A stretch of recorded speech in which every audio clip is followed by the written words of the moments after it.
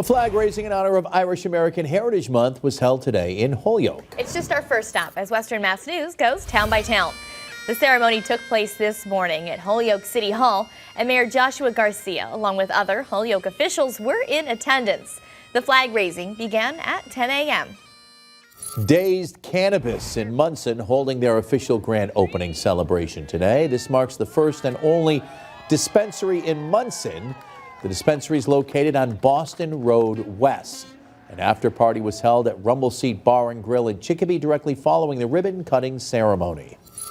Over in Ludlow, a scavenger hunt was held today at the Hubbard Library. It was in honor of Dr. Seuss, and guests were able to search the library's youth room for their favorite Seuss characters. Prizes were given out to those who were able to find all of the hidden characters.